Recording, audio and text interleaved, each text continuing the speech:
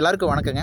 நம்ம சேனலில் நம்ம என்ன பார்த்துட்ருக்கோம் அப்படின்னாங்க, ஸ்னோபால் புத்தகத்தில் வாரன் பஃபட்டோடைய வாழ்க்கை வரலாறை நம்ம பார்த்துட்ருக்குறோங்க. அவருடைய சிறு வயதிலிருந்து இப்போ வரைக்கும் என்ன நடந்துட்டுருக்கு, .com பபுள் வரைக்கும் என்ன நடந்துட்டுருக்கு அப்படின்னு பார்த்துட்ருக்குறோங்க. நம்ம சேனல் நீங்கள் புதுசாக வந்திருந்தீங்கன்னா மறக்காமல் பிளேலிஸ்ட்டில் போயிட்டு ஸ்னோபால் அப்படிங்கிற இடத்துல வாரன் பஃபட்டோடைய பார்ட் 1 பார்த்துட்டு வாங்க. அப்போ தான் நிறைய விஷயங்கள் புரியும். ஏன்னா இடையிலிருந்து பார்த்தீங்க அப்படின்னா கடந்த காலங்களில் ஒப்பிட்டு பொழுது இப்போ பேசுகிறது வந்து உங்களுக்கு சில விஷயங்கள் புரியாமல் போகலாம். அதனால் பார்ட் 1 பார்த்துட்டு வாங்க, உங்களுக்கு நிறைய விஷயங்கள் தெரிஞ்சுக்கலாம். வாங்க நம்ம வீடியோக்குள்ள போகலாம். இப்போ பார்த்தீங்க அப்படின்னா நம்ம பஃபட் வந்து ஒரு இன்சூரன்ஸ் கம்பெனியை வாங்கி வச்சு அது டிரைவேட்டிவ்ஸ் இருக்கக்கூடிய ஒரு அக்கௌண்ட் நட்டமாகுது அப்படிங்கிறனால அதை க்ளோஸ் பண்ணியிருந்தார் இல்லைங்களா. ஜென்ரல் ரீ அப்படிங்கிற ஒரு இன்சூரன்ஸ் கம்பெனி. அந்த இன்சூரன்ஸ் கம்பெனியில் இப்போ வந்து பாண்டோடைய வேல்யூ வந்து அதிகமாக வச்சுருக்காருங்க.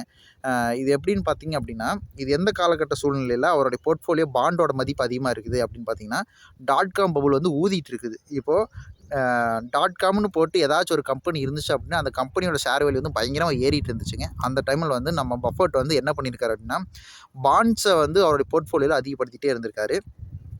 இது கிட்டத்தட்ட பார்த்தீங்க அப்படின்னா அவர் வாங்கி வச்சுருந்த கொக்கோகோலா கம்பெனியோட வேல்யூவோட அதிகமான வேல்யூவில் வந்து பாண்ட் வச்சுருந்தார். இதுலேருந்து தெரிஞ்சுக்கலாங்க மார்க்கெட் எவ்வளோ ஓவர் வேல்யூஷனில் இருக்குது அப்படிங்கிறது பஃபட் கண்டுபிடிச்சி அப்படி இருந்திருக்காரு அப்படிங்கிறத இந்த இடத்துல வந்து அவர் சொல்கிறாரு. ஸோ மக்கள் எல்லாம் என்ன நினைக்கிறாங்கன்னா வந்து பஃபட் வந்து டச் விட்டு போயிடுச்சு, அவர் வந்து நியூ டெக்னாலஜிக்கு வந்து அவர் வந்து அடாப்ட் ஆகலை அப்படின்னு அவரை நிறைய இடத்துல ஆர்டிக்கிள்லாம் பேசுகிறாங்க. இருந்தாலும் பஃபட் அதையெல்லாம் கண்டுக்கல. அவர் ரொம்ப ஹாப்பியாக தான் இருக்கார். ஏன் ஹாப்பியாக இருக்கார் அப்படின்னா, அவர் சில இடங்களில் வந்து ஒரு கதைகளில் வந்து சொல்கிறாரு. என்னென்னா, என்றைக்குமே கையில் இருக்கிறத விட்டுறாதீங்க அப்படிங்கிறாரு. என்னென்னா, இப்போது ஒரு வேடன் வந்து என்ன பண்ணுறான் அப்படின்னா காட்டுக்கு போய் ஒரு பறவையை வந்து வேட்டையாடுறதுக்கு போகிறாங்க. அப்போ பார்த்தீங்க அப்படின்னா ஒரு பறவை வந்து கூண்டுக்குள்ளே இருக்குது. அந்த பறவையை கையில் பிடிச்சிட்டு வந்துடுறான். உடனே பார்த்திங்கன்னா அதோடைய இனத்தை சேர்ந்த குடும்பங்கள்லாம் வந்து அந்த பறவையை சுற்றிக்கிட்டே இருக்குது. உடனே வேடன் வந்து வீட்டுக்கு வந்துடுறான். அடுத்த நாள் காலையிலும் வேடன் போகிறான். போய் பார்க்கும்போது பார்த்திங்க அப்படின்னா எல்லா பறவைகளும் அந்த பறவையை காப்பாற்றுறதுக்காக சுற்றிக்கிட்டே இருக்குது. உடனே அந்த பறவை என்ன சொல்லுது அப்படின்னா, நீ என்னை விட்டுட்ட அப்படின்னா மீதி இருக்கிற எல்லா பறவைகளும் வந்து நான் வந்து உங்களுக்கு பிடிச்சி கொண்டு வந்து தரேன் அப்படிங்கிற மாதிரி அந்த கையில் இருக்க பறவை வந்து வேடன்ட்டு சொல்லுது. உடனே வேடன் என்ன பண்ணுறான் அப்படின்னா, சரி அப்படின்னு சொல்லிட்டு கையில் இருக்கக்கூடிய பறவையை வந்து விட்டுறான். உடனே அந்த பறவை எல்லாமே வந்து குடும்பத்தோடு சேர்ந்து பறந்து காணாமல் போயிடுது. ஸோ இதை வந்து அவர் எதுக்காக சொல்கிறார் அப்படின்னா, ஒரு ஸ்டாக்கோட சேர்த்து ஓமையாக சொல்கிறாரு. நீங்கள் வந்து கையில் இருக்கிற ஸ்டாக்கை எக்காந்து கொண்டு விட்டுறாதீங்க அப்படின்னு சொல்கிறாரு. என்னென்னா நம்ம எக்ஸாம்பிளுக்காக என்ன சொல்கிறோம் அப்படின்னா, இப்போ வந்து நம்ம வந்து ஒரு ஐடிசி கம்பெனி வாங்குறோம்னு வைங்களேன். ஒரு ரூ. 350 அந்த ரேஞ்சில் வாங்கி வச்சுருக்கிறோன்னு வைங்களேன். இப்போ திடீர்னு வந்து டாடா மோட்டர் வேல்யூ வந்து அதிகமாக போகுது, வேகமாக ஷேர் வேல்யூ அதிகமாகிட்டே போகுது. உடனே ஐடிசி வந்து விலை ஏறவே இல்லை. உடனே நாம் என்ன பண்ணுவோம், ஐடிசி விற்றுட்டு டாடா மோட்டர் வாங்குவோம். அடுத்து டாடா மோட்டரை விற்றுட்டு விப்ரோ வாங்குவோம். அடுத்து விப்ரோவை விற்றுட்டு டாக்டர் ரெட்டி வாங்குவோம். இந்த மாதிரி வேறு கம்பெனியில் வாங்கிக்கிட்டே தான் இருப்போம். கடைசியாக கூட்டி கழிச்சு பார்த்தோம் அப்படின்னா நம்ம முதல்ல வாங்கி வச்சிருந்த ஐடிசி கம்பெனியே வந்து நல்ல ரிட்டர்ன் கொடுத்துருக்கோம். ஆனால் நம்ம கையில் இருக்கிறத விற்று வாங்கி கடைசியாக பார்த்தோம்னா நம்ம ஜீரோ ஆகிருப்போம் ஏதோ ஒரு இடத்துல. ஸோ இதை தான் வந்து பஃபட் என்ன சொல்கிறாருன்னா, ஓமையாக எக்காரணத்துக்கு கொண்டும் கையில் இருக்கிற ஸ்டாக்கை விட்டுறாதீங்க அப்படின்னு சொல்கிறாரு.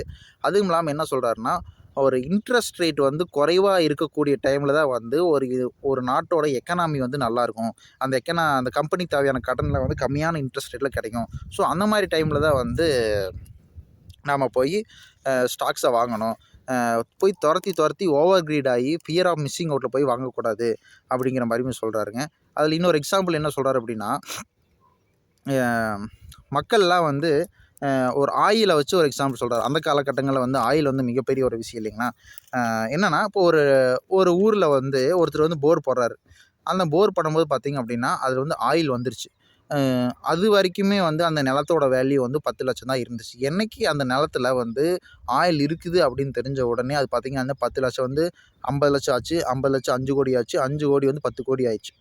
ஏன்னா நிறைய பேர் வந்து சீக்கிரமாக ரிச் ஆகிடலாம், அந்த நிலத்தை வாங்கி போட்டு அந்த நிலத்தில் இருக்கிற ஆயிலை எடுத்து நம்ம விற்பனை செஞ்சு நம்ம மிகப்பெரிய பணக்காரன் ஆயிடலாம் அப்படின்னு சொல்லிட்டு அந்த ஒரு குறிப்பிட்ட ஏரியாவுக்கு உள்ளே இருக்கக்கூடிய நிலத்தை வந்து போட்டி போட்டுட்டு வாங்குறாங்க. அதனால் வந்து நில வேல்யூ வந்து அதிகமாகிடுது. இதில் ஃபஸ்ட்டு வாங்கியிருப்பாங்க பார்த்துருக்கீங்களா அந்த 10 லட்சத்துக்கு. அந்த 10 லட்சத்துக்கு வாங்கினவன் வந்து என்றைக்குமே வந்து சேஃப்டியாக தான் இருப்பான். ஆனால் கடைசி அந்த 10 கோடி வாங்கினவனுக்கு வந்து அந்த நிலத்தில் வந்து ஆயில் வந்தே தான் தீரணும் அப்படிங்கிற எந்த ஒரு உத்தரவாதம் கிடையாது. ஏன்னா பூமிக்கு அடி இருக்குது, எங்கே ஆயில் இருக்குது எங்கே ஆயில் இல்லை அப்படின்னு நமக்கு எப்படி தெரியும்? தெரியாது இல்லைங்களா. ஒரு வேளை ஆயில் இல்லை அப்படின்னா எவ்வளோ நாளைக்கு சரி பாதி விலைக்கு விற்றுட்டு போயிடலாம் அப்படின்னு சொல்லிட்டு 5 கோடி ரூபாய்க்கு விற்பாங்க. 5 கோடி ரூபா நஷ்டத்துக்கு விற்றுட்டு போவான். ஸோ இது மாதிரி தான் வந்து ஸ்டாக் மார்க்கெட்டில் வந்து மிகப்பெரிய அளவில் வந்து கிராஷஸ் எல்லாம் நடக்கும். இப்போ எக்ஸாம்பிள் பார்த்தீங்க அப்படின்னா, கொரோனா காலகட்டம் முடிஞ்சதுக்கப்புறம் பார்த்தீங்கன்னா, முக்கியமா வந்து சவுதி அரேபியா, அரேபிய நாடுகள்ல வந்து ஒரு குறிப்பிட்ட நாடுகள்ல வந்து டூரிசம் டெவலப் பண்ணுறதுக்காக வந்து மிகப்பெரிய அளவுல வந்து இன்வெஸ்ட்மெண்ட்லாம் பண்ணிட்டுருந்தாங்க. நம்ம இந்தியா மொதற்கொண்டு நெறைய நாடுகள்ல இருக்கக்கூடிய பெரிய பெரிய பணக்காரர்கள்லாம் போய் அங்கே போய் இன்வெஸ்ட் பண்ணிட்டு இருந்தாங்க. ஏன்னா, அந்த நாடுகள வந்து சேஃப்டியான நாடு, குற்றங்கள்லாம் குறைஞ்ச உள்ள நாடு, பாதுகாப்பான நாடு அப்படிங்கிற ஒரு முத்திரை இருந்துகிட்டே இருந்துச்சு. அந்த முத்திரை என்னைக்கு உடைஞ்சது அப்படின்னா, நம்ம ஈரான் வந்து அவங்க பாட்டுக்கு வந்து சும்மா இருக்கிற ராக்கெட்ட பூரா திரிய கொத்தி விட்டு ராக்கெட் விடுற மாரி, பாட்டுக்கு கொத்தி விட்டு எங்கேயோ போய் விழுகுப்பா அப்படிங்கிற மாரி விட்டுர்றாங்க. அது பார்த்தீங்க அப்படின்னா, சுத்தி இருக்க அரபு கண்ட்ரில இருக்க ஆயில் டேங்கர் எல்லாமே விட்டு காலி பண்ணிட்டு இருக்குது. நெறைய பில்டிங்லாம் காலி பண்ணுது. ஸோ, இப்போ வந்து அரபு நாட்ல எந்த நாடுகளுமே வந்து சேஃபான கண்ட்ரி இல்ல அப்படிங்கிற ஒரு சூழ்நிலை வரும்போது, ஆரம்பத்திலேயே வாங்கியிருந்தவங்களுக்கு வந்து ரியல் எஸ்டேட்ல மிகப்பெரிய அளவு பிரச்சனை வராது. ஒரு குறிப்பிட்ட லாபத்தில எக்ஸிட் ஆயிருவாங்க. ஆனா, கடைசி நேரத்தில போய் வாங்கியிருப்பாங்க பார்த்துருக்கீங்களா, அவங்க வந்து அதிகமான விலை குடுத்து வாங்கியிருப்பாங்க. ஸோ, இவங்களுக்கெல்லாம் வந்து பிரச்சனை வரும். ஸோ, என்னைக்குமே வந்து கிரீடியா போய் வாங்காதீங்க. எல்லாருமே போய் ஒரு பொருள போய் தொரத்தி தொரத்தி ஒரு ஷேர போய் வாங்கும்பொழுது, தயவு செஞ்சு போய் ஃபியர் ஆஃப் மிஸ்ஸிங் அவுட்ல போயிட்டு வாங்கி மாட்டிக்காதீங்க. கடைசியில போய் மாட்டிக்காதீங்க. என்னைக்குமே வேல்யூவேஷன் பாருங்க. அப்படிங்கிறத வந்து இந்த இடத்துல வந்து அவர் சொல்லிட்டு இருக்காருங்க. அதுக்குள்ள பார்த்தீங்கன்னா, ஆடு பக்கத்து காட்டுக்கு போயிருச்சு. ஸோ, அதனால வீடியோ ஸ்டாப் பண்ண வேண்டியதா போயிடுச்சுங்க. சரி வரலாம் வாங்க வீட்டுக்கு. இப்போ அவர் என்ன சொல்றாருன்னா, தொடர்ந்து கிரீடியாவே இருக்காதீங்க அப்படின்னு சொல்றாரு. ஏன்னா, மார்க்கெட் வந்து என்னைக்குமே வந்து மேல போய்க்கிட்டே இருக்காது. டவுன் ட்ரெண்டும் வரும். இப்போ பார்த்தீங்க அப்படின்னா, நான்லாம் வந்து கொரோனாக்கு அப்புறம் தான் வந்து ஸ்டாக் மார்க்கெட்ட பத்தி தெரிஞ்சுக்கிட்டு, ஸோ அத சம்மந்தப்பட்டு படிக்க ஆரம்பிச்சிருக்கேன். அவர் என்ன சொல்றாருன்னா, இப்போ நான்லாம் வந்து பார்த்தீங்கன்னா, மிகப்பெரிய அளவு புல் மார்க்கெட்ட பார்த்துட்டு, இப்போ தான் வந்து நம்ம நடக்கக்கூடிய இஸ்ரேல், ஈரான், அமெரிக்காக்குள்ள நடக்கக்கூடிய போர்னால வந்து ஒரு பியர் மார்க்கெட்டை வந்து நான் பார்க்குறேன். ஸோ, இதுக்கு முன்னாடி நடந்த கிராஷ் எல்லாமே வந்து நான் வந்து தியரிட்டிக்கலா தான் படிச்சிருக்கேனே ஒழிய வந்து பிராக்டிகலா அனுபவிக்கல. இப்போ தான் நான் வந்து பிராக்டிகலா அனுபவிக்கிறேன். அவர் என்ன சொல்றாருன்னா, ஒரு 10, 15 வருஷங்க கூட மார்க்கெட் வந்து எங்கேயுமே போகாம இருக்கலாம் அப்படின்ட்டு கூட சொல்றாரு. அதாவது ஒரு பியர் மார்க்கெட்லேயும் ஒரு இன்வெஸ்டர் சர்வே ஆயிருவாங்க. இல்லைன்னா ஒரு புல் மார்க்கெட்லேயும் இன்வெஸ்டர் சர்வே ஆயிருவாங்க. அதாவது மார்க்கெட் கீழ இறங்கிக்கிட்டே இருக்குதுன்னு வைங்களேன். அப்போ கூட வந்து ஒரு இன்வெஸ்டர் வந்து சர்வே ஆயிருவாரு. ஏன்னா நெறைய ஸ்டாக்கு கம்மியான விலைக்கு கிடைக்குது அப்படின்னு சொல்லிட்டு வாங்குவாங்க. இதே ஒரு மார்க்கெட் மேலே போயிட்டே இருக்குதுன்னா பரவாயில்ல, வாங்க வாங்க நெறைய காசு நமக்கு வந்து பணம் பயங்கரமா டபுள் ஆகுது அப்படின்னு சொல்லிட்டு கூட இன்வெஸ்ட் பண்ணுறவங்க சர்வே ஆயிருவாங்க. ஆனால் சைட்வேஸ் மார்க்கெட் எங்கேயுமே போகாதுங்க. இப்போ வந்து ஐடிசி வந்து ரூ. 300 இருக்குன்னு வைங்களேன். 10 வருஷத்துக்கு அதே ரூ. 300 இருந்ததுன்னா எத்தனை பேர் ஐடிசி நம்ம தொடர்ந்து கன்சிடர் பண்ணிட்டு இருப்போம் அப்படிங்கிறதா வந்து இங்கே வந்து விஷயம். இதுக்கு முன்னாடி ஹிஸ்ட்ரியில் இது நடந்திருக்கா அப்படின்னு பார்த்தோம் அப்படின்னா நடந்திருக்குதுங்க. அது என்னன்னா, இப்போ நம்ம நிக்கி மார்க்கெட், நம்ம ஜாப்பனீஸ் மார்க்கெட்ல இருக்கு இல்லைங்களா, 1989 வருடம் பார்த்தீங்க அப்படின்னா, அதோடைய புள்ளி வந்து பார்த்தீங்கன்னா 30,000 சரிங்களா. நிக்கியோட புள்ளி வந்து 30,000. 1980க்கு அப்புறம் சரிஞ்சது கிட்டத்தட்ட 2000க்கு மேலே பார்த்தீங்க அப்படின்னா வெறும் 10,000 புள்ளி தாங்க இருந்தது. திருப்பி அது 30,000 புள்ளிய தாண்டறதுக்கு குறைஞ்சது அதுக்கு வந்து 30 வருட காலம் ஆயிருச்சு. ஸோ, அந்த 30 வருட காலம் எத்தனை இன்வெஸ்டர் வந்து அதில் சர்வே ஆகிட்டு இருந்தாங்க அப்படிங்கிறது தான் இங்கே விஷயம். குவாலிட்டியான கம்பெனியை தொடர்ந்து அக்குமுலேட் பண்ணிக்கிட்டே இருக்கணும் அப்படிங்கிற இந்த இடத்துல சொல்கிறாரு. 2வது பார்த்தீங்க அப்படின்னா இந்தியாவிலையும் நடந்திருக்குது அப்படின்னு பார்த்தீங்க அப்படின்னா நடந்திருக்குது. 2008 இருந்து 2013 வரைக்கும் பார்த்தீங்க அப்படின்னா நம்ம நிஃப்டி 50 பார்த்தீங்கன்னா 2008ல் ஆல் டைம் ஹை வந்து 6,300 பாயிண்ட்டை வந்து எட்டி பிடிச்சிச்சுங்க. அதுக்கப்புறம் கிட்டத்தட்ட ஒரு 5 வருடங்கள் பார்த்தீங்க அப்படின்னா அந்த 6,300 வந்து தாண்டவே இல்லை. All time high 6,300, all time 6,000க்குள்ளேயே சுற்றி இருக்குதுங்க. 6,100, 6,150, 6,200, 6,100, 6,000. ஸோ, இப்படியே தான் சுற்றிட்டே இருந்திருக்கு. அதை உடைக்கிறதுக்கு கிட்டத்தட்ட 5 வருஷ காலம் ஆயிருக்கும். ஸோ, அந்த 5 வருஷ காலம் எத்தனை இன்வெஸ்டர் வந்து சர்வே ஆயிருக்காங்க அப்படிங்கிறத விஷயம்.